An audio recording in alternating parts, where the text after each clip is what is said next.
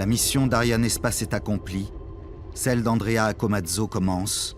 Elle durera 12 ans.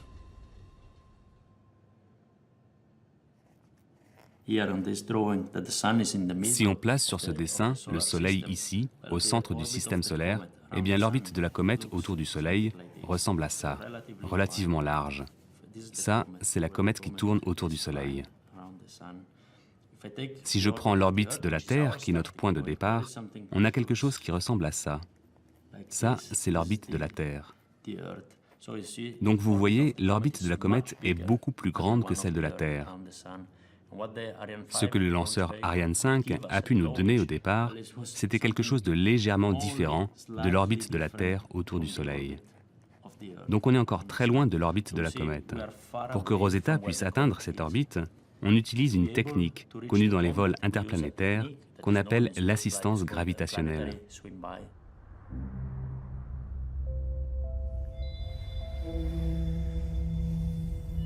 Basée sur les lois établies par Newton, l'assistance gravitationnelle consiste à placer la sonde dans le champ de gravité de différentes planètes pour profiter de leur mouvement autour du Soleil et accélérer la sonde. Car ni l'élan donné par Ariane, ni les propulseurs intégrés à la sonde, qui ne servent qu'à ajuster sa trajectoire, ne lui permettent d'atteindre l'orbite de la comète 67P.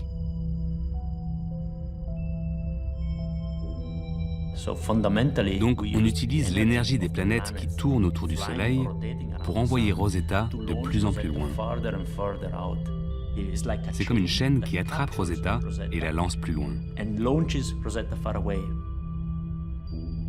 3 ans après son décollage, Rosetta entre dans le champ gravitationnel de Mars pour subir une nouvelle accélération.